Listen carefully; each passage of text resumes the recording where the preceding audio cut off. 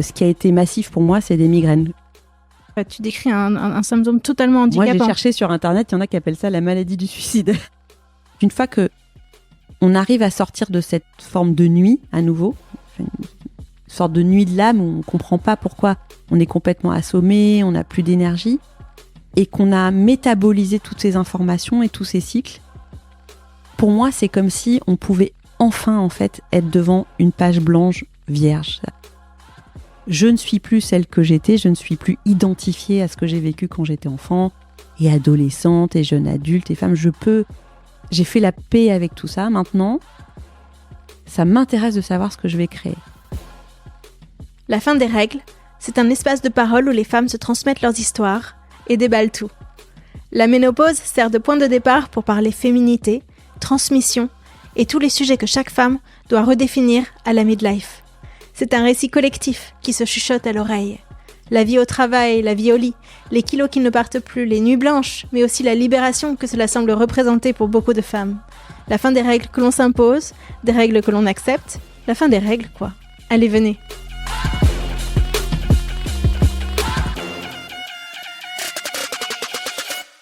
Bonjour Isabelle. Bonjour Aude.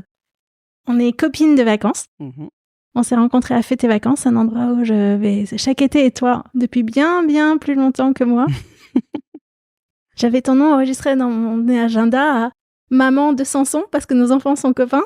Et toi, tu repérais pas du tout qui j'étais. Et même une année, tu me dis, mais qui es-tu ? Et j'avais envoyé une photo de moi. C'est vrai. Et puis cet été, vraiment, on a plus parlé ensemble. Ouais, on a fait la connexion. Voilà. Et tu as aujourd'hui 54 ans ? J'ai 54 ans, ouais. Et ça sera 55 en 2025. Ouais. Et facile de faire le compte. 1970. C'est tout rond. C'est tout rond. Et déjà une belle expérience de vie sur la ménopause et sur la vie en général et sur écoute, j'espère. Hein. Le roller coaster de la vie, on va dire. J'espère. Il faut que ça serve. Ouais. Tu peux commencer par peut-être simplement parler de tes symptômes. Quand est-ce que ça s'est déclenché pour toi ? Qu'est-ce que ça a donné ? Alors, moi, je dirais ça a dû tourner autour des 49-50 ans. C'est l'espacement des règles. Les bouffées de chaleur, ça n'a pas été le symptôme le plus massif. Il y en a eu. Ce qui a été massif pour moi, c'est des migraines. Des migraines. Alors, c'est des maux de tête intenses. Je ne dis pas migraine, parce que migraine, c'est très défini avec on se met dans le noir, etc. Voilà, moi, c'était pas du tout ça. Mais j'ai repéré effectivement à peu près au même moment que la ménopause s'installait, des migraines, enfin des maux de tête, donc je redis, de plus en plus importants et invasifs, à raison de plusieurs jours par mois et parfois par semaine. Et moi, je connaissais pas du tout les maux de tête. Donc, ça fait 5 ans que je travaille vraiment sur cette question-là pour me sortir progressivement de ces intenses douleurs et qui m'ont obligée à ralentir mon rythme de vie. Méno, pause. Voilà, la pause. C'est quelque chose qu'on a parfois du mal à entendre, qui a peut-être un ralentissement ou peut-être même une autre modalité de vie qui va devoir se mettre en place et qu'on ne peut plus carburer exactement à la même vitesse qu'auparavant. Mais comment t'as fait pour faire le lien entre ces maux de tête et la ménopause ? T'as compris que c'était ça ou en fait c'était un autre problème dans ta vie ? Très compliqué de savoir. Qu'est-ce qui s'est passé à ce moment-là ? Compliqué. Moi, je crois que c'est comment dire ? C'est à la fois une accumulation, un stock de choses, et à la fois un moment où finalement il y a la disponibilité pour que tout ce matériel-là émerge à la surface. Un petit peu comme la grossesse et l'accouchement ou l'adolescence. C'est-à-dire que c'est des moments clés. On dit par exemple que la grossesse, certains psys ont appelé ça un moment de transparence psychique. Parce que tous les éléments archaïques remontent à la surface.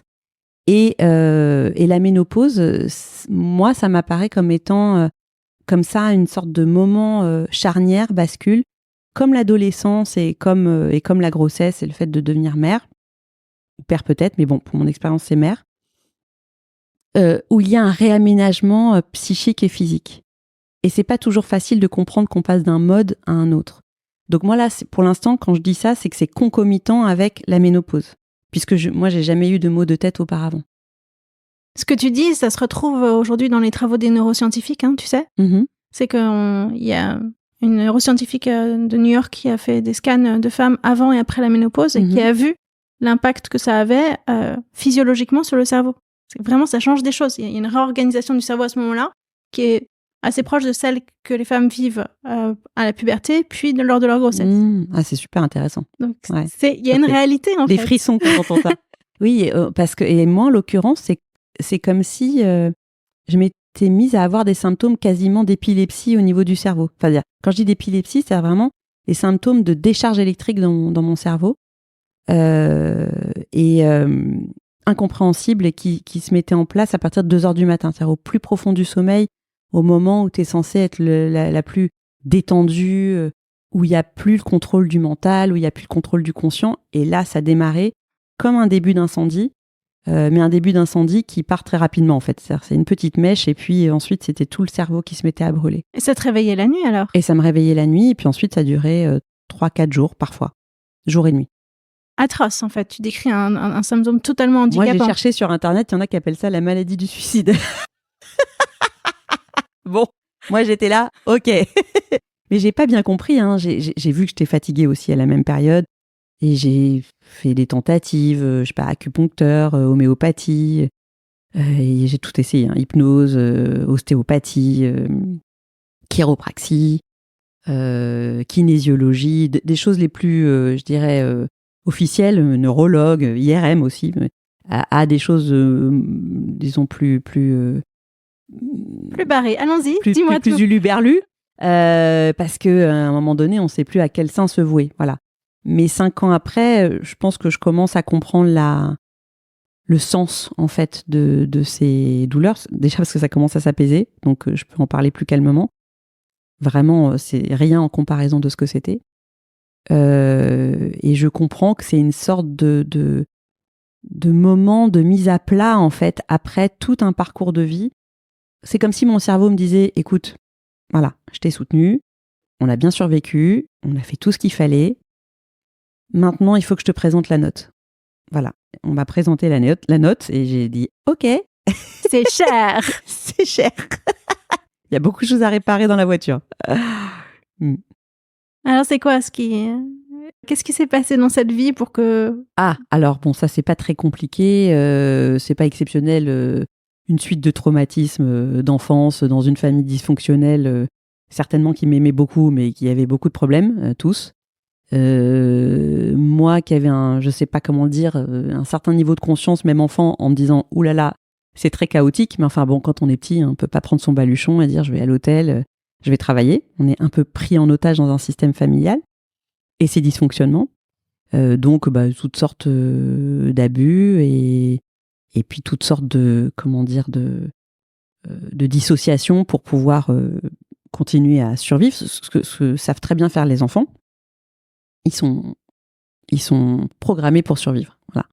Donc voilà, on grandit, on va à l'école, on essaie de bien fonctionner puisqu'on a compris que c'était important. Et puis à un moment donné, à l'adolescence, personnellement, moi, ça a craqué. Ça après le bac. Oui, juste après le bac. Ça a craqué une première fois.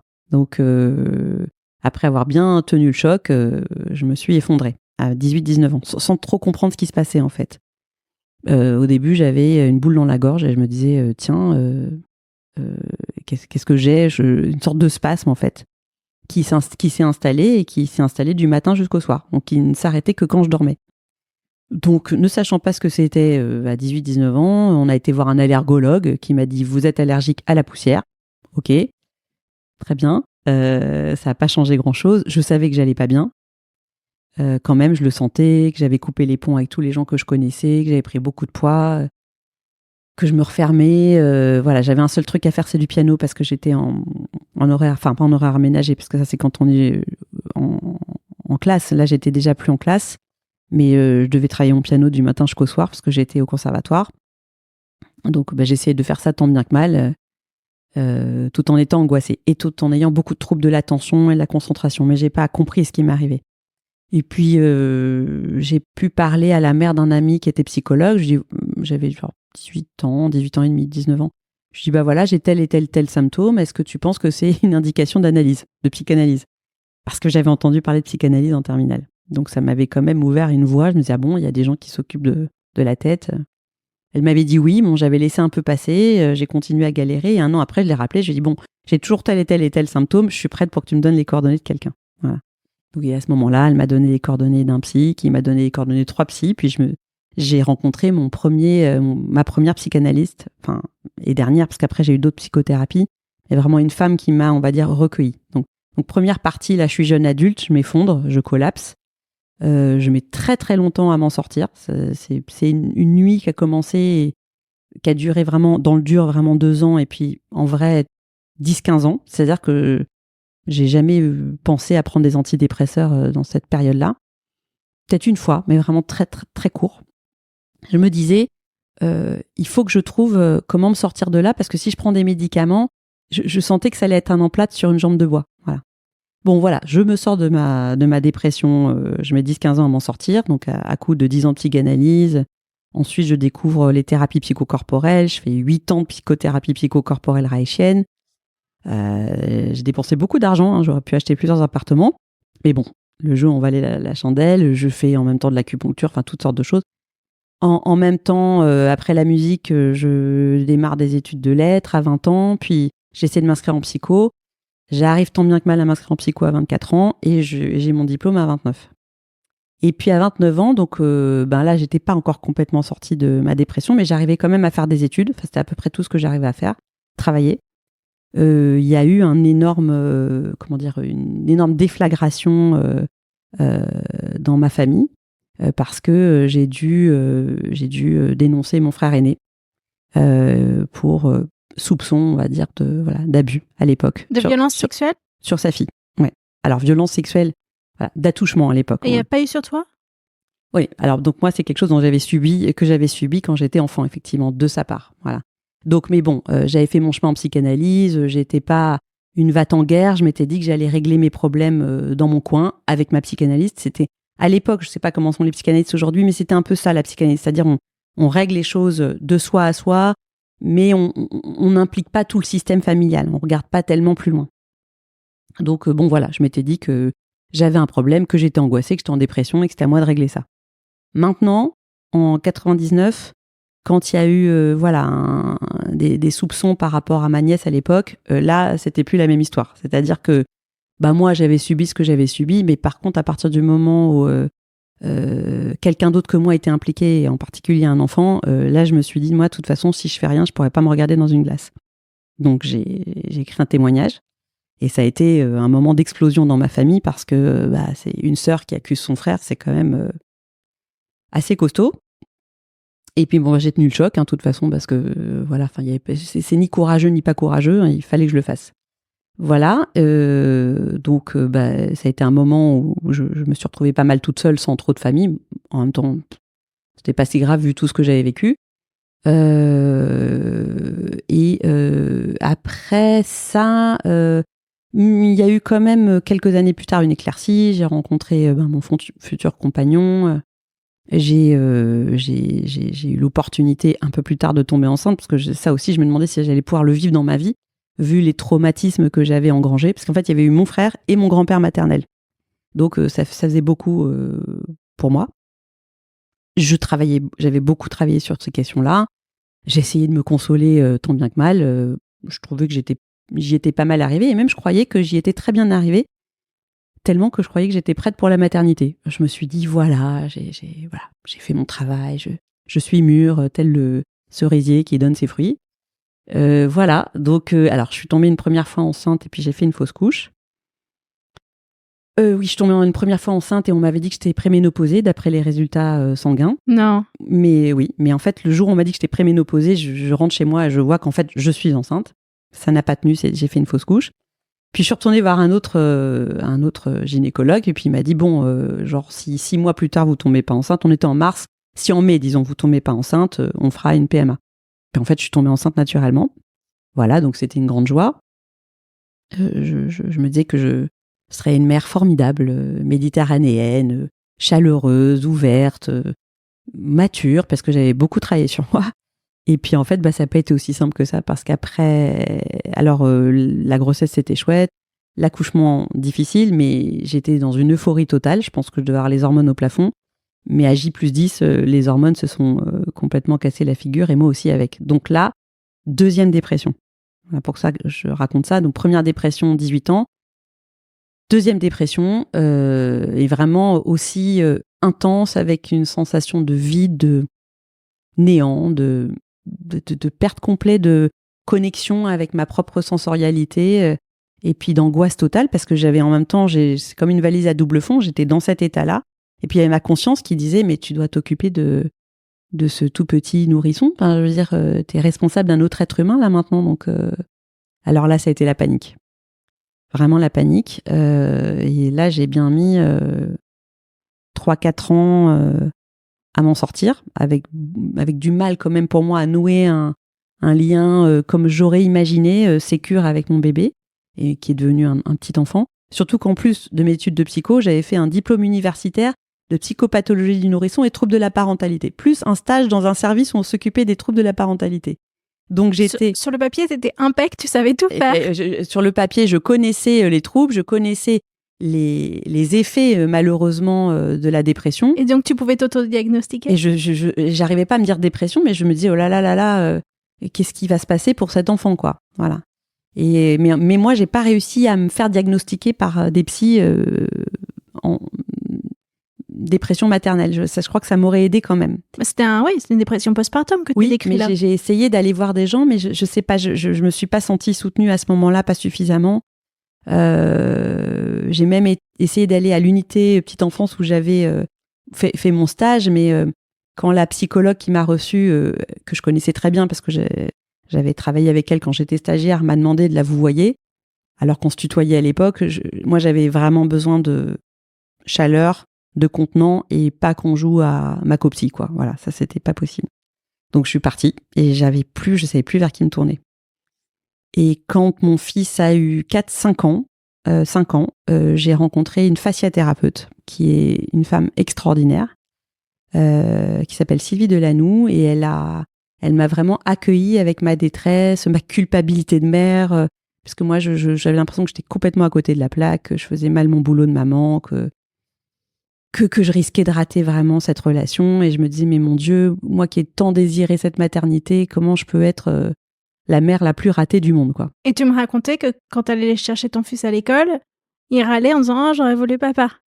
C'est arrivé, oui. C'est-à-dire, c'est vrai que le lien avec son père était beaucoup plus rassurant, puisque lui n'était pas en dépression. Moi, oui. Voilà. Donc, moi, j'arrivais pas à être rassurante, je pense. L'enfant, il est branché avec un pipeline sur ses parents et sur l'inconscient de ses parents. Donc, je pense que je devais dégager beaucoup d'anxiété, et j'en ai été vraiment absolument désolée. Et cette fasciathérapeute, elle m'a entendue exactement à l'endroit de la souffrance où je me situais. Donc ça a commencé à aller mieux quand mon fils a eu 5 ans, 6 ans, 7 ans. On a commencé... En tout cas, moi, j'ai commencé à mieux me sentir, et j'ai commencé à mieux me sentir dans la relation avec lui. Voilà. Et puis, les événements familiaux se sont poursuivis, le décès de mon père, le décès de ma mère qui a été assez brutal. Je ne vais pas forcément raconter les circonstances, mais qui était vraiment brutal, et des circonstances un peu étranges. Et là, je me retrouve avec une succession très compliquée à gérer. Et là, on est en 2017. Là, j'ai... 2017, j'ai... Qu'est-ce que je raconte ? 47 ans. J'ai 47 ans, et là, je me retrouve à devoir mener une bataille juridique qui va s'avérer être compliquée, dont je suis sortie victorieuse, mais une bataille, encore une fois, avec une partie de la famille. Et face à ton frère une fois encore ? Face à mon frère une fois encore. Alors, pas juridique, la première année, c'était... Pour l'instant, la première année, il n'y avait pas d'avocat, mais c'était quand même, il y avait mon frère et puis un autre monsieur impliqué dans cette bataille. Et puis, au bout d'un an, il a accepté de dire qu'il s'était trompé, et puis on a pu mener une bataille juridique avec une avocate, mais n'empêche que le mal était fait, et que du coup, je veux dire que c'est compliqué de vivre un deuil et de pouvoir pleurer quand on est obligé de régler des papiers, comprendre ce qui se passe, lire ce qui concerne les droits de la succession la nuit, alors qu'on n'est pas juriste de formation. Bon, ça m'a appris beaucoup de choses, par contre, devenir un petit peu plus aguerri sur les questions administratives, juridiques et financières, ça m'a fait grandir. Prendre tout ça en main, ça m'a fait grandir. Donc j'ai géré tout ça. J'ai géré l'adversité, mais c'est ce que je t'ai expliqué tout à l'heure, c'est-à-dire que mon cerveau, il a géré l'adversité quand j'étais petite, par un peu ce que je vivais, la culpabilité de ce que je vivais, le secret sur ce que je vivais, protéger mon frère parce qu'il y avait des relations très difficiles avec mes parents. Donc moi, comme j'admirais mon frère, je voulais le protéger. Donc gérer toutes ces contradictions. Ensuite, survivre à la dépression, me dire bon bah je sais pas ce qui m'arrive, j'ai un 52 tonnes qui m'est rentré dedans, mais j'ai 18 ans, j'ai 19 ans, j'ai 20 ans, faut que j'arrive à tenir, essayer de reprendre des études, essayer d'avoir une vie à peu près normale, en tout cas continuer à me structurer le cerveau malgré la dépression. Rebelote après la naissance de mon fils, alors que c'était vraiment ce que j'attendais le plus au monde. Et là, voilà, la mort de ma mère, qui a été très difficile à vivre parce que même si la relation avec ma mère n'avait pas été facile, en fait, ça a été encore plus difficile que le décès de mon père, parce que je sais pas, je pense que c'était encore plus. Voilà, c'est quand même notre première maison, hein. Maman, c'est la première maison. Qu'on ait eu des relations conflictuelles ou pas, ça remanie encore beaucoup de choses. Et là-dessus, une succession compliquée qui implique du juridique. Donc voilà, il a fallu se battre. Je me suis battue. Là-dessus, je suis tombée sur une juge exceptionnelle qui nous a sortis d'affaires. Et je me sors à peu près de cette succession en 2019. Et en janvier 2020, qu'est-ce que je raconte ? Non, ça c'est l'ordonnance de jugement en décembre 2019. Janvier 2020, j'arrive enfin à récupérer les clés de l'appartement de ma mère pour gérer cette succession, parce qu'en fait, il était squatté par l'homme qui vivait avec ma mère. J'arrive à vendre l'appartement, c'est le Covid. Oui, c'est le Covid. Puis j'arrive à vendre l'appartement. Et puis en janvier 2021, c'est le décès de mon frère, ce fameux frère-là. Voilà. J'ai beaucoup de patients, beaucoup trop de patients. Donc je suis psychologue clinicienne, psychothérapeute, et c'est une période avec une amie. On a écrit un petit bouquin à ce moment-là qui s'appelle Le petit guide de survie psychologique en temps de crise sanitaire. Quand je dis bouquin, c'est un tout petit carnet, hein. Et puis donc il y avait quand même l'écriture de ce petit livre, il y avait les patients, et là je pense que je commence à sombrer en après-coup de toutes ces batailles à mener les unes après les autres qui m'ont beaucoup sollicité mentalement, mais je m'en rends pas compte.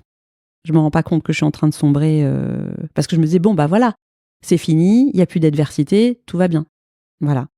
Et là on est en 2021.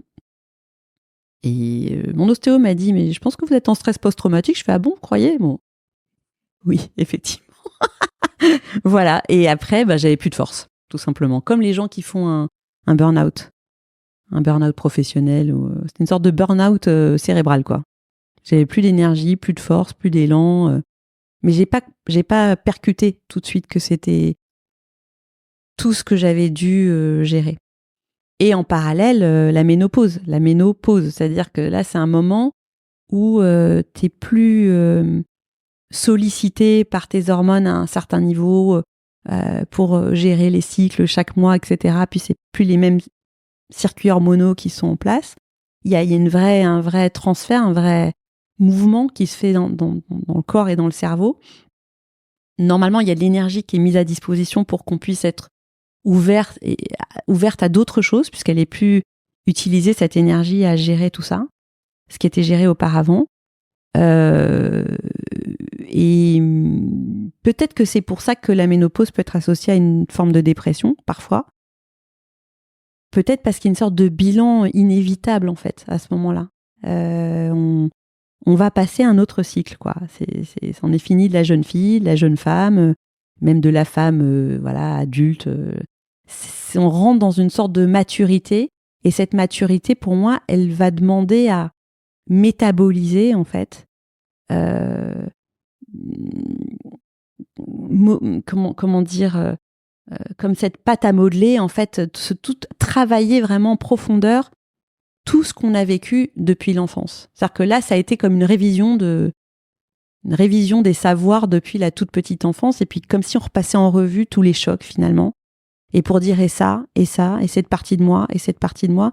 Et donc, j'étais obligée de refaire tout ça, malgré tout le travail thérapeutique que j'ai fait, parce que j'ai jamais arrêté. C'est comme si on passait en révision au garage, quoi, et on revoyait toutes les parties de soi. Et ça, est-ce que je suis en paix avec ça? Est-ce que je suis en paix avec ça? Et c'est pour ça que je t'ai dit, quand on s'est vu la dernière fois, que je trouvais que c'était une période extraordinaire, parce qu'une fois que on arrive à sortir de cette forme de nuit, à nouveau, enfin, une sorte de nuit de l'âme où on comprend pas pourquoi on est complètement assommé, on n'a plus d'énergie, et qu'on a métabolisé toutes ces informations et tous ces cycles, pour moi, c'est comme si on pouvait enfin, en fait, être devant une page blanche vierge, comme un architecte devant sa table de travail, dire « Ok, voilà, je ne suis plus celle que j'étais, je ne suis plus identifiée à ce que j'ai vécu quand j'étais enfant et adolescente et jeune adulte et femme. J'ai fait la paix avec tout ça. Maintenant, ça m'intéresse de savoir ce que je vais créer. » Et en plus, pour le coup, si on arrive à se faire accompagner pour pouvoir faire ce travail de métabolisation et un petit peu voir ce qui pousse dans tu vois, comme ce terreau, et voir ce qui pousse dans le jardin, en plus, on a une énergie qui a été libérée et qui est disponible pour faire ça. Et aussi pour qu'on puisse créer toute nouvelle chose. Donc, je ne sais pas ce que je vais créer, mais je me sens nouvelle. Voilà. Nouvelle dans le sens où moi, je savais ce que c'était que de vivre en état de survie. Je savais ce que c'était que de vivre dans l'adversité. Je savais ce que c'était que de vivre avec le pied sur la pédale d'accélérateur, un peu en force, dans un espèce de système très volontariste pour arriver à vivre, quoi. Ce que j'appelais vivre, mais c'était survivre. Et là, je découvre le plaisir. Alors peut-être qu'il y en a d'autres qui l'ont découvert, et je leur souhaite avant la ménopause. Mais moi, je découvre le plaisir d'être juste vivante.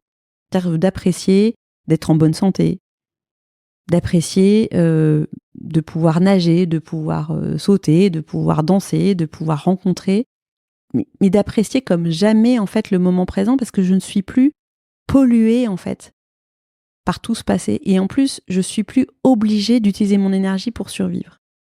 Mais il a fallu passer dans une sorte de boyau assez étroit en fait. Ce moment que je te raconte, ces 4-5 ans là, et accepter en fait de revisiter tout ce qui m'était arrivé depuis enfant, d'aller voir dans les coins s'il n'y avait pas des choses qui n'avaient pas été gérées, pour remettre un peu les compteurs à zéro. J'ai 1 milliard de questions à te poser, dans des directions très très différentes. D'abord, je trouve que ce que tu dis, ça fait peur, parce que si je me mets dans la tête d'une jeune fille de 19 ans qui t'écoute aujourd'hui, tu lui dis, tu seras sortie de là à 50 ans. Il te faut 30 ans devant toi pour vraiment commencer à vivre, à passer du mode survie au mode vie. Alors, c'est ce qui m'est arrivé moi. Mais non, d'abord, tout le monde... donc vraiment, chaque expérience est comment dire, très personnelle et très particulière et propre à chaque personne. Alors moi, je suis née en 1970. Quand j'ai commencé à chercher des thérapies, de ce que je savais, il n'y avait que la psychanalyse dont je pouvais entendre parler, le MDR, toutes les thérapies psychocorporelles, toutes les thérapies vraiment centrées sur les traumas. Voilà. Moi, en tout cas, j'en connaissais pas l'existence. Ce qui fait que j'ai été dans une sorte de TER au lieu d'être dans un TGV, je veux dire, en termes de thérapie. Donc, et puis en plus, à chercher un peu à tâtons des techniques qui pourraient me convenir. Aujourd'hui, ça va beaucoup plus vite. C'est-à-dire que quelqu'un comme moi à l'époque, si on avait les mêmes approches que maintenant, je pense que mes traumas auraient pu être traités beaucoup plus rapidement. C'est que moi, j'ai été en circuit long en fait. Aujourd'hui, les gens que je reçois, ils font le trajet en quelques mois que moi, j'ai pu mettre parfois 10 ou 20 ans à faire. Parce qu'il n'y a pas le même niveau de conscience, il n'y a pas les mêmes outils, il n'y a pas les mêmes techniques. Donc, si j'ai un conseil à donner, n'ayez pas peur si vous avez des traumas, ne vous identifiez pas à ces traumas, faites-vous accompagner pour vous consoler et vous soigner, et vous êtes bien plus vaste que vos traumatismes et l'histoire que vous avez vécue enfant. Vous avez quelque chose de bien plus profond en vous, et pour vivre le plus rapidement possible. En tout cas, moi, c'est ce que j'essaye de transmettre à mes patients. Ça a été mon expérience, mais de quelqu'un qui a commencé la thérapie en 1988. Il y a un autre sujet qui m'étonne, c'est que tu dis que tu as jamais eu recours au service d'un psychiatre et aux antidépresseurs, et tu le dis très clairement, si je faisais ça, je m'empêchais d'aller me soigner pour de vrai. Alors que souvent, de ce que je comprends, on dit que on prend les antidépresseurs pour aller mieux tout de suite, Oui. et en parallèle, on se soigne, on fait les deux. Et je parle de ça pas pour rien, parce que très souvent, à la ménopause, les femmes sont mises sous antidépresseurs. Ouais. Au lieu de prendre un traitement hormonal de la ménopause, et toi, je ne sais pas si tu as envisagé de prendre des hormones de substitution des oestrogènes, mais j'imagine que pas du tout. Non. Et est-ce que tu as une réflexion là-dessus? Qu'est-ce que tu en penses? Qu'est-ce qu'il faut faire à ce moment-là? Sur ces 4-5 ans, sur ce goulot d'étranglement que tu as vécu, que toi, tu es allé chercher tout ce qu'on appelle aujourd'hui les thérapies alternatives pour aller mieux, tu n'as pas envisagé ni de prendre un traitement hormonal, ni de prendre des antidépresseurs à ce moment-là. Est-ce que c'est ce que tu conseilles absolument? Comment est-ce qu'on fait ce choix? Non, moi, je suis très différente de ce que... Comment dire? Je pense différemment de ce que je pensais à l'âge de 19-20 ans. J'étais assez radicale. J'ai quand même accepté à 23-24 ans de prendre quelques antidépresseurs parce que j'étais vraiment au fond du seau. J'avais l'impression que si je prenais des antidépresseurs, c'était reculer pour mieux sauter. Aujourd'hui, je pense différemment. Je pense que si j'avais pris des antidépresseurs, j'aurais pu vraiment raccourcir mon temps de dépression.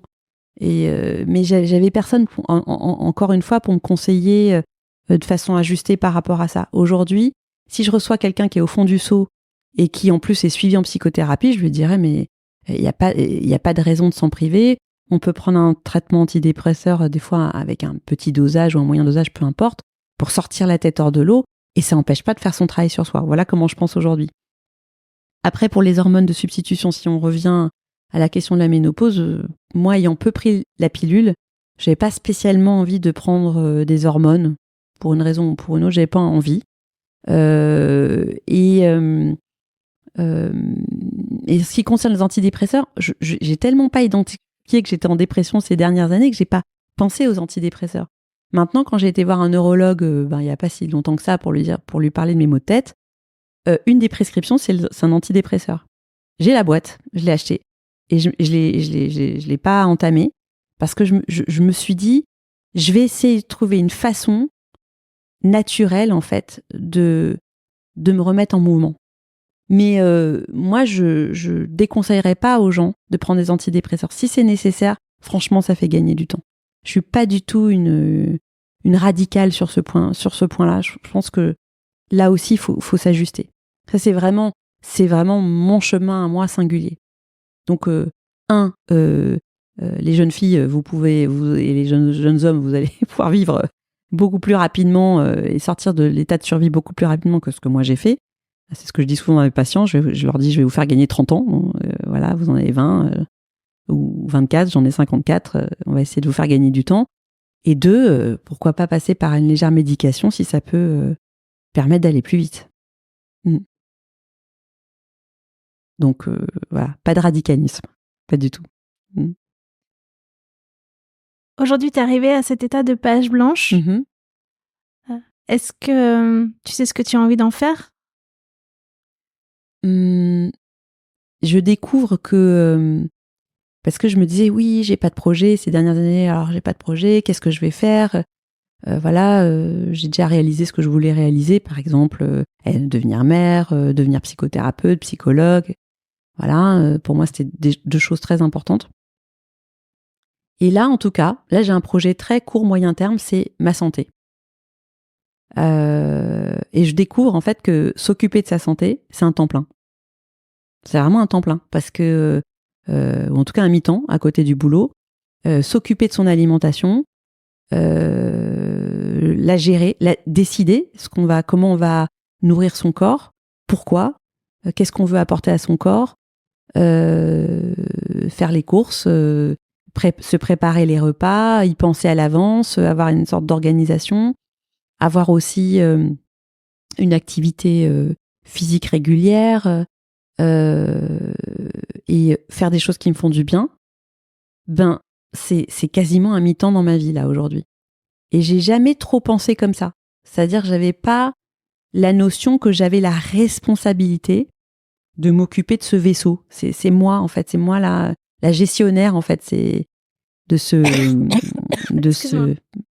Tu veux un petit verre d'eau? Non, ça va. Non. C'est bon. C'est moi la gestionnaire de ce vaisseau. C'est moi qui suis responsable de la santé de ce vaisseau, et voilà, qui me permet de me déplacer, de penser, de ressentir. Et ça va pas se faire tout seul. Et donc déjà, ça, en termes de projet, moi, c'est si j'arrive à atteindre le niveau de santé physique que je me souhaite, je vais être ravie et le maintenir.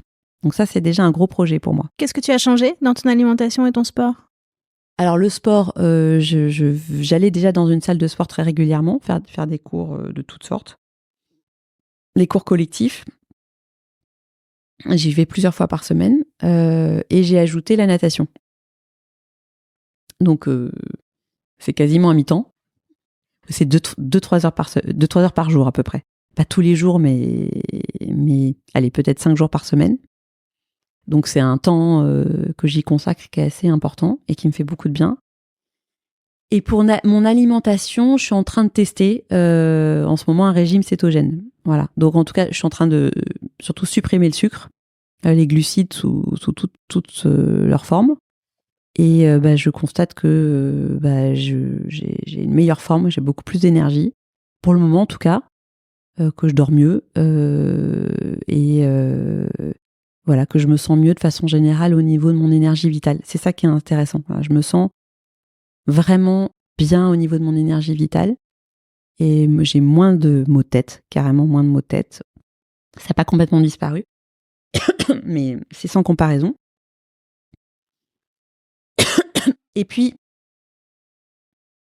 le plus difficile pour moi, c'est d'être constante dans une discipline de vie. Voilà, d'être constante, d'être persévérante, et de faire ça sur le long terme. C'est-à-dire de comprendre que c'est quelque chose à instaurer pour les années qui viennent. Voilà, c'est pas pour 1 mois, pour 2 mois, pour 3 mois.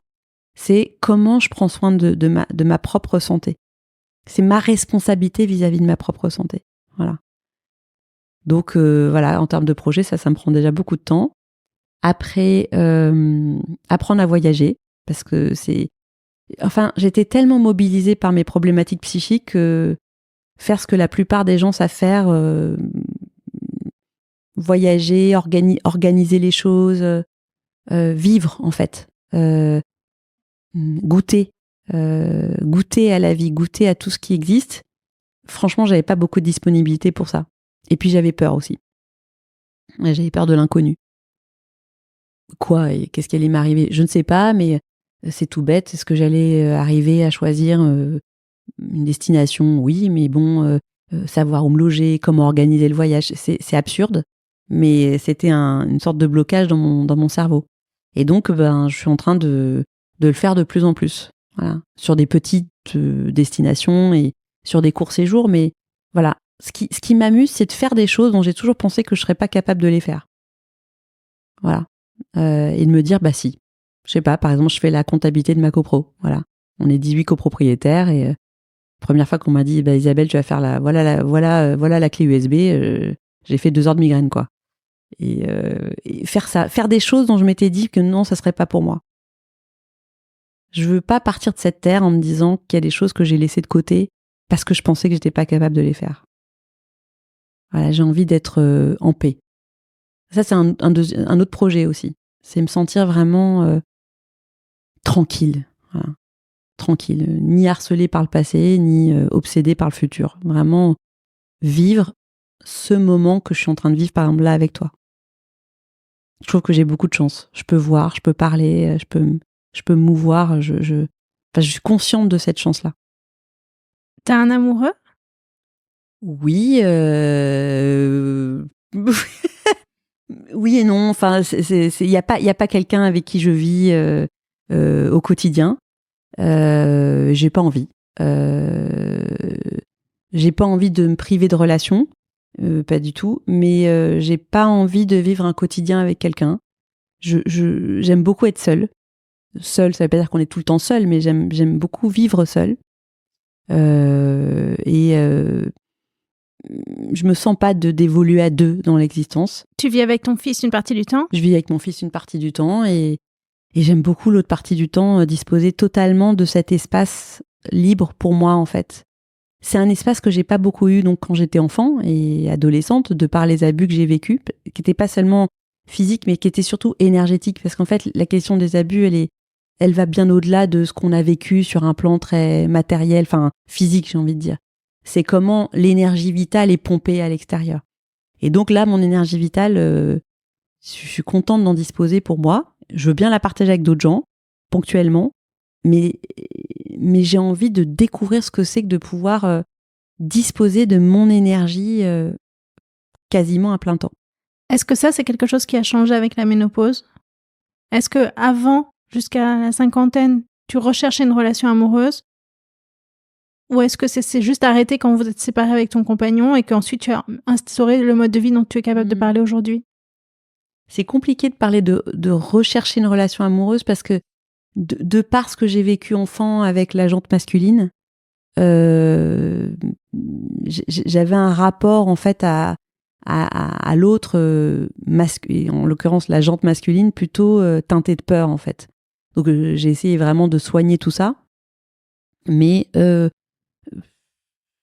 je suis restée assez distante de façon générale par rapport aux relations amoureuses.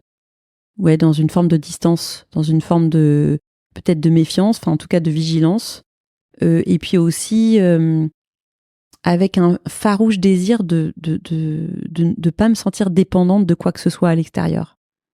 Pas même de ta libido? Pas même de ma libido, exactement. C'est-à-dire que oui, on a des besoins physiques, sensoriels, quoique à la ménopause. En tout cas, moi, enfin, de toute façon, je peux pas vraiment dire que dans ma vie, je l'ai senti très fort. Et ça a été tellement un peu mis de sans dessus dessous en fait par les abus, physiques. Déjà, retrouver un rapport à son corps et à sa sexualité à peu près normal, c'est tout un parcours. Alors c'était pas non plus foufou. Et puis en plus, comme je te dis, j'avais pas envie d'être dépendante ni affectivement, ni physiquement, ni sexuellement de qui que ce soit ou de quoi que ce soit. J'ai pas envie. En fait, j'ai vécu quand j'étais plus jeune. Parfois, la dépendance, quand on est jeune, on peut vivre des états de manque. En tout cas, moi, j'ai pu en vivre. Et franchement, ce que je vis là maintenant à cette période, c'est une forme de complétude, de plaisir d'être avec soi. Et je sens plus cet appel d'air que je pouvais avoir un peu avant, ce besoin de me nourrir, de savoir si j'étais vue dans les yeux de l'autre et reconnue et aimée. Et voilà. Donc il y a quelque chose qui est plus centrique aujourd'hui. Oh, je sais pas si je vais finir nonne, mais en tout cas pour l'instant, il y a une forme de calme, on va dire ça comme ça. Il y a une forme d'apaisement. Mais évidemment, je sais pas si tu connais cette expression-là, à l'adolescence, on dit que les ados c'est l'époque de la rage sexuelle, en termes hormonal et de désir sexuel. Voilà. Et d'après ce que j'ai compris, à la ménopause et à l'andropause aussi, peut-être pour les hommes, ça se calme. Oui. Ça se calme. Et franchement, ça me déplaît pas. Ça dépend du choix de chacun, ça. Et ça dépend du choix de chacun, et ça dépend du trajet de chacun, et l'énergie sexuelle, et comment elle a pu s'épanouir dans une vie. Enfin, je veux dire, moi, voilà, je me suis battue pour essayer un peu de ranimer les braises, là, dans mon propre corps. Et je suis arrivée un petit peu, mais c'est pas, je suis pas arrivée non plus à un truc incroyable, mais je veux dire, j'en fais pas toute une affaire, quoi. Au fond, c'est comme ça. On fait avec les moyens du bord, voilà. Je fais de là d'où je suis partie. Déjà, j'ai réussi un peu à me réanimer, c'est déjà pas mal. Je sais pas si je suis claire. Moi, je te pose ces questions-là parce que tout le point de départ du podcast, c'est cette angoisse-là. C'est cette angoisse de plus avoir envie de faire l'amour, que ça n'existe plus dans ma vie. D'accord. Ça a été un des grands moteurs de tout ce travail. Ouais. Et je rencontre beaucoup de femmes qui, comme toi, me disent j'ai plus envie, j'ai plus besoin, et je trouve une autre façon d'être, une autre façon de vivre. C'est pas que je me l'interdis ni rien, c'est juste que c'est pas ce qui me nourrit. Je suis débarrassée du manque et de quelque chose qui pouvait me guider. Maintenant, c'est juste un élément dans ma vie et je suis beaucoup plus centrée. C'est exactement comme ça que tu l'as dit et je l'ai déjà entendu effectivement à plusieurs reprises. Il y a moins de tyrannie. Et puis il y a autre chose aussi. Samedi, là, j'étais justement avec Sylvie Delanoux sur une après-midi sur le thème du périnée. Et on a beaucoup plus conscience aussi de ce qui se passe en nous et du précieux en fait de ces espaces en nous. Et on a probablement beaucoup plus d'exigences aussi sur la façon dont ces espaces de nous peuvent être traités, investis, touchés au niveau sensoriel et sensuel. Et bon, là aussi, du coup, il faut trouver des partenaires un peu éveillés. C'est pas si évident que ça. Donc, je pense aussi qu'on est moins prête à subir silencieusement des choses qu'on pouvait subir quand on était jeune fille ou jeune femme, parce qu'on se dit que finalement, est-ce qu'on pouvait accéder à autre chose ? Est-ce qu'on pouvait exiger autre chose que ça ? De toute façon, avec le peu de conscience que j'avais de mon propre corps, je savais même pas ce qui était possible, pas possible. Là, aujourd'hui, en fait, moi, j'ai vraiment besoin de douceur de façon générale, à tous les niveaux, pour moi-même, quoi. Donc, il faut trouver des gens, des partenaires assez conscients, en fait, que... Et je pense souvent à Florence Foresti et à ses sketchs très, très drôles quand elle décrit une femme d'âge, entre guillemets, mûr, cinquantenaire, qui a une relation avec un jeune homme de 24 ans en disant « Mais qu'est-ce que c'est que ça ? C'est du twerk ? Qu'est-ce qu'il fait, quoi ?» Voilà. Là, on peut plus vivre, on peut plus accepter en fait ce qu'on acceptait auparavant. Tout simplement, on a plus de conscience de nous-mêmes et puis peut-être plus d'envie de prendre soin de nous. Donc, moi, je sais comment j'ai envie de prendre soin de moi. Je sais comment prendre soin de moi, en tout cas de mieux en mieux. Voilà, je vais pas m'exposer à toutes sortes de situations, à toutes sortes de dangers. J'ai pas envie de jouer à Colin Maillard, donc voilà. Si on a rencontré un partenaire formidable, c'est super, bravo. Et puis il y a des hommes conscients. Hein. Et je veux dire, j'ai même participé à des ateliers de tantra. Oui, il y a des hommes qui, à travers le tantra, vont prendre conscience de certaines choses, mais moi, j'y ai vu toujours quelques petites dérives, donc je suis pas convaincue, quoi. Voilà, dans mes expériences à moi, en tout cas. Voilà. Donc voilà, je sais comment prendre soin de moi. Les autres, les pauvres, ils font ce qu'ils peuvent et ce qu'ils veulent avec leur propre vie psychique et leur propre vie sexuelle. Je vais pas faire la maîtresse d'école, quoi. Voilà. Tu vois. Comment tu te protèges comment tu te projettes à 10 ans, 20 ans, 30 ans ? Est-ce que ton rapport à la mort a changé, par exemple ? Alors, c'est facile à dire, peut-être à 54 ans, mais je ressens pas la peur de la mort, ni de la vieillesse. En fait, je me suis toujours imaginée, toute jeune, je me suis dit, enfin, je m'imaginais assez vieille. C'est-à-dire, j'imagine bien une petite vieille Isabelle Benassouli sereine, en fait. Ça fait longtemps que je me vois comme ça. Moi, j'imagine bien une sérénité grandissante, en fait, et une joie aussi grandissante. J'espère que... Enfin, j'espère. Pourquoi pas si ça pouvait se partager et se vibrer de plus en plus autour de moi. Voilà, si je peux partager en quelque sorte de mes découvertes ou en tout cas de sorte de vibrations ou de fréquences que j'espère dégager de plus en plus de joie et d'appréciation de la vie, tant mieux. Voilà. Moi, je vois ça vraiment comme, tu vois, une première partie de ma vie en quelque sorte dans l'ombre, parce que quand même, être en dépression jusqu'à l'âge de 33-34 ans, ça fait beaucoup sur une vie. Donc il y avait quand même une première partie de vie. Alors c'est pas depuis 6 mois, depuis l'âge de 6 mois que j'étais en dépression, mais voilà, ça fait quand même un gros morceau. Et j'imagine en fait cette première partie de vie en partie dans l'ombre et cette deuxième partie de vie dans la lumière en fait.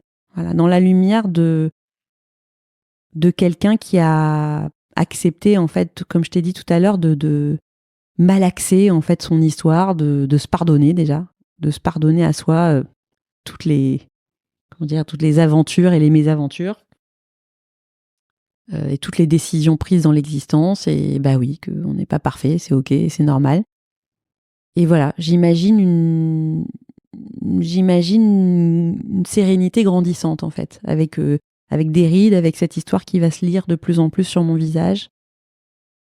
Et je sais pas, je vois ces visages, je me compare pas, hein, parce que vraiment c'est des femmes que j'admire, je me mets pas du tout au même niveau, mais il y a des femmes et des hommes comme ça qui ont les yeux très très brillants. Je pense pardon, aux yeux de Françoise Giroud ou de Simone Veil ou Edgar Morin. Ces gens-là que je trouvais vraiment mais sublimes. Ces visages tannés avec ces yeux extrêmement vifs en fait, où tu pouvais vraiment lire la jeunesse dans le regard, c'est-à-dire la fraîcheur dans le regard. Moi, j'espère que je vais garder une fraîcheur dans le regard en fait, même si tout sera ridé, peut-être fripé tout autour. Ça me fait pas tellement peur, à vrai dire. Voilà, donc c'est pas comme si j'avais été mannequin quand j'avais 20 ans et que j'avais été la plus belle femme du monde et que je perdais ça peu à peu. Enfin, c'est vraiment pas comme ça que je me suis vécue, donc je sens pas une perte, si tu veux. Parce que c'est quelque chose que j'ai pas ressenti. Donc, de l'avantage de pas s'être sentie très belle.